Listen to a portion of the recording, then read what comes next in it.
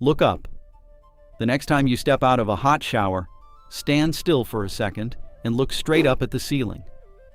Look at the corner above the bath, the patch above the door, the edge where the wall meets the roof.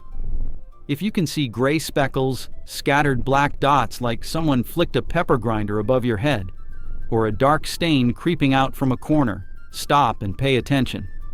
Because you are not looking at dirt, and you are not looking at an ordinary stain. You are looking at a living colony. And every single time you run that hot shower, it has been quietly releasing microscopic spores into the warm, damp air you breathe in first thing every morning. You have probably already tried to deal with it. You climbed up on a stool with a bottle of bleach spray and a kitchen sponge. You scrubbed until your arm ached and your neck hurt from craning upward. For about a week, maybe 2, the ceiling looked clean again. And then, slowly, the black dots came creeping back in exactly the same spots, as if you had never touched them. So you did it again, and again. And every time that mold returned a little faster and a little darker than before. Here is what nobody told you. The reason it keeps coming back has almost nothing to do with how hard you scrubbed, and everything to do with the fact that you were fighting the wrong enemy with the wrong weapon. Meanwhile, in Japan, a country with hot, sticky summers, tiny, tightly sealed bathrooms, and humidity that would make your bathroom feel like a rainforest, households keep their bathroom ceilings clean year after year, using a method built on 2 cheap things you can buy almost anywhere.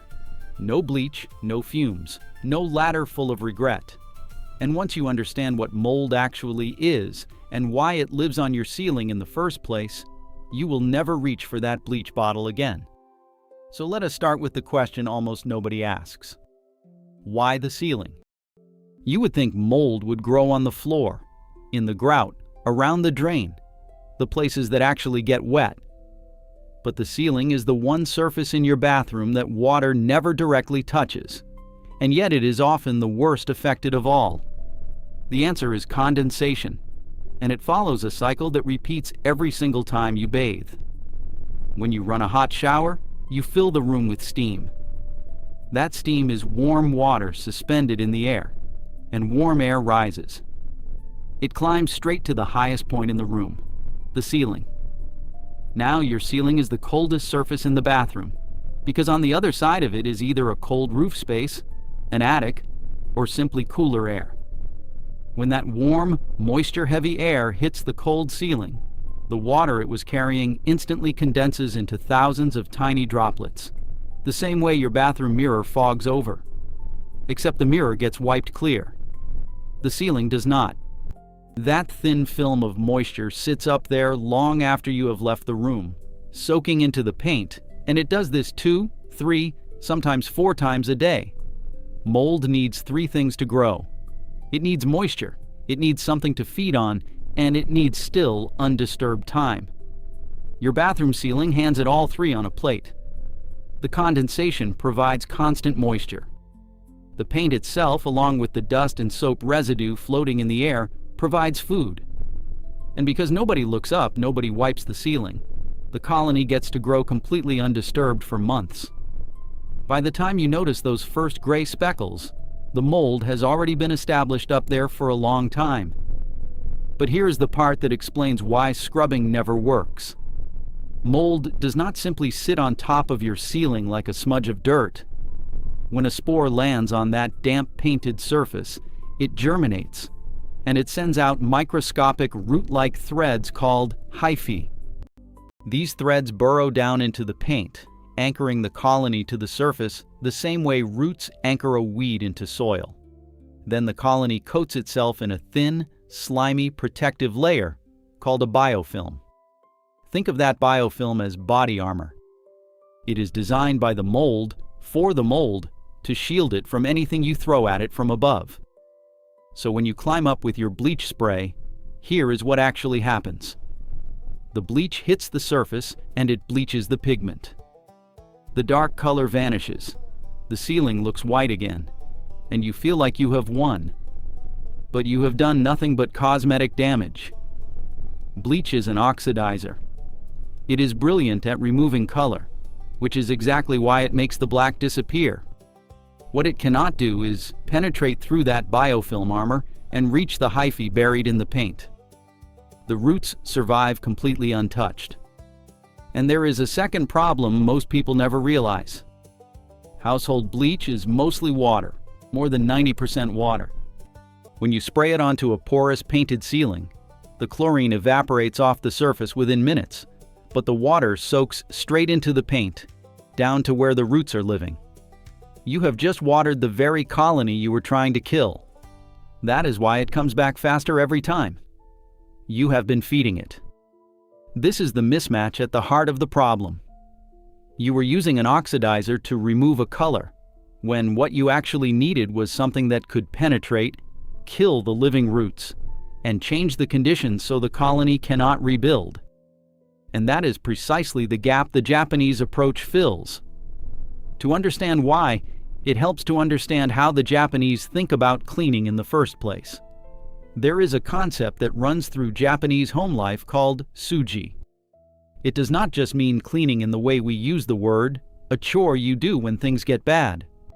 Suji is closer to maintenance, to care, to the idea that you keep a space in order continuously so that it never has the chance to fall into disorder. Japanese schoolchildren clean their own classrooms every day. There are no janitors. From the age of 6, they learn that taking care of a space is a daily habit, not an occasional rescue mission. There is an extension of this called yobosuji, which translates roughly to preventive cleaning.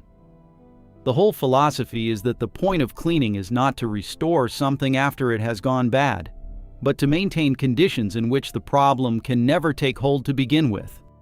Apply that mindset to a bathroom ceiling, and everything changes. The Japanese do not wait until the ceiling is black and then wage a chemical war on it. They kill any early growth quickly and gently, and then they remove the conditions that let it grow. And the tools they reach for are not aggressive industrial chemicals. They are two simple things, used in the right order in the right way. The first is white vinegar. Plain, ordinary, distilled white vinegar. The kind you can buy for almost nothing in any supermarket. Vinegar is acetic acid, and unlike bleach, it does not just bleach the surface. Acetic acid penetrates. It soaks into porous paint and reaches the hyphae underneath, and it is acidic enough to kill the living mold at the root.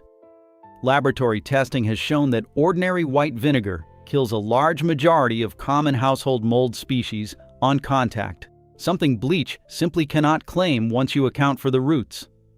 And critically, vinegar does not just vanish the color and leave the colony intact. It actually kills what is living in the paint. The second is rubbing alcohol, or surgical spirit, the kind based on ethanol or isopropyl alcohol that you can pick up at any pharmacy. Now you might be wondering, why two things? Here is the clever part, and it is specific to ceilings. The biggest practical problem with cleaning a ceiling is gravity. Spray a watery liquid straight up and it runs back down your arm, drips into your eyes, and dribbles down the walls. Worse, soaking a ceiling in water-heavy liquid leaves moisture behind. And moisture is the one thing you are trying to eliminate. Alcohol solves both problems. It evaporates fast, so it does not leave the surface damp the way water and bleach do. And it cuts straight through the greasy biofilm armor, opening the colony up so the vinegar can reach the roots. It also tends to cling to a cloth rather than run everywhere. So here is the method, step by step. First, ventilate and protect yourself. Mold spores become airborne the moment you disturb them, and the last thing you want is to be standing directly underneath, breathing them in. Open the window, turn on the extractor fan, and wear a basic dust mask and a pair of glasses or goggles. This matters. Even a gentle, natural method releases spores when you disturb a colony, and you do not want them in your lungs or your eyes. Second, and this is the single most important rule for a ceiling, do not spray your liquid directly upward onto the surface. Spray it onto a cloth instead. Take a clean microfiber cloth, dampen it generously with white vinegar, and wipe the affected area of the ceiling firmly. Work in small sections. The vinegar-soaked cloth lifts the surface growth and begins penetrating into the paint. You will see the gray and black come away onto the cloth. Rinse or swap the cloth often because you do not want to smear the spores around.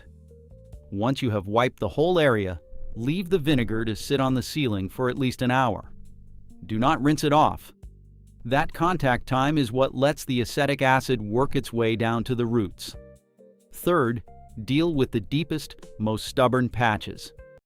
For any spot that is still dark after the vinegar has had its hour, make a thick paste of baking soda and a little water, roughly the consistency of toothpaste. Apply it directly to the patch with a cloth or a soft brush and let it sit. Baking soda is a mild alkaline abrasive. It physically lifts the loosened residue without scratching the paint, and it neutralizes the musty smell that mold leaves behind, the smell that no amount of air freshener ever truly covers. After 10 or 15 minutes, wipe the paste away with a clean damp cloth. Fourth, and this is the step that locks in the result, go over the entire cleaned area one final time with a cloth dampened in rubbing alcohol. The alcohol does two jobs at once. It kills any spores still clinging to the surface, and it evaporates almost instantly, leaving the ceiling properly dry rather than damp. A dry surface is a hostile surface. Spores that land on it cannot germinate because the one thing they need above all else, moisture, is gone. And that is the deep clean. White vinegar to penetrate and kill, baking soda to lift and deodorize the stubborn spots, alcohol to finish and dry. No bleach, no choking fumes, no chlorine soaking into the paint to feed the next generation. But here is the truth that the cleaning aisle will never tell you, because it would end the cycle of you buying spray after spray. Removing the mold once is only half the job. If you climb back down, put the cloth away and go straight back to your old routine. That condensation cycle starts all over again the very next time you shower. And within weeks, the colony rebuilds from any roots that survived and any new spores that drift in. The Japanese understand that the real victory is not killing the mold. It is making sure the ceiling never gives mold a reason to grow in the first place. And that comes down to one enemy, moisture. So here is the prevention system, and none of it takes more than a minute. After every shower, run the extractor fan and keep running it for at least 15 to 20 minutes after you get out, not just while you're in there. Most people switch it off the moment they step out, which is exactly when the steam is rising to the ceiling and condensing. Let the fan pull that moisture out of the air before it can settle. If your bathroom has a window, open it. If it does not, leave the door open after you bathe, so the damp air can escape instead of hanging up there against the cold ceiling. Next, kill the temperature difference. Remember, condensation happens because warm, wet air hits a cold ceiling. The colder the ceiling, the more water condenses on it. Anything that warms the room and the ceiling slightly and keeps the air moving reduces how much moisture settles. In colder months, a brief blast of warmth in the bathroom after a shower, with the fan running, dries that ceiling far faster than letting it sit cold and damp for hours. And then there is the weekly 30-second habit that makes all of this permanent. Keep a small spray bottle of white vinegar or a 50-50 mix of vinegar and water on a shelf in the bathroom. Once a week, lightly mist the ceiling corners, the places mold always starts, and wipe them with a dry cloth. There will be nothing visible to clean. That is the entire point. You are resetting the surface, killing any spores that have just landed, and removing the thin film they would otherwise colonize, long before anything turns black. The mold never gets a foothold, so you never have to fight it. This is the same logic behind every Japanese cleaning method. The Western instinct is to wait until the problem is ugly and then attack it with the harshest chemical we can find. The Japanese instinct is to make the surface inhospitable so the problem never appears. One approach is a battle you fight over and over and slowly lose. The other is a 30-second habit that means you almost never fight at all. Think back to what you understood about that ceiling 10 minutes ago. You probably saw a stain that needed scrubbing, and a bottle of bleach that was not quite strong enough. Now you understand it as a living system. A colony with roots threaded into your paint, an armor of biofilm shielding it from above, a condensation cycle feeding it fresh water several times a day, and a bottle of bleach that was quietly watering it the whole time. 2 cheap ingredients, used in the right order, dismantle the colony for good. And a 30-second weekly habit, plus a fan you actually leave running, changes the conditions so it can never come back. Your bathroom ceiling was never a stain you needed to scrub harder. It was a set of conditions you needed to change. And now you know exactly how to change them. If this changed the way you look at your own ceiling, do me a favor and hit subscribe. Every single week, this channel breaks down the simple, science-backed Japanese methods that solve the everyday problems in your home that nobody else explains properly. And before you go, I want to hear from you in the comments. First, how long had the mold been growing on your bathroom ceiling before you finally noticed it? Second, have you been one of the people reaching for bleach? And did it come back faster each time? And third, which room in your home would you like us to tackle next? The kitchen, the bedroom, or somewhere you have completely given up on? Tell me below. The video on screen right now goes even deeper into the Japanese approach to a bathroom that practically cleans itself. Click it, and I will see you there.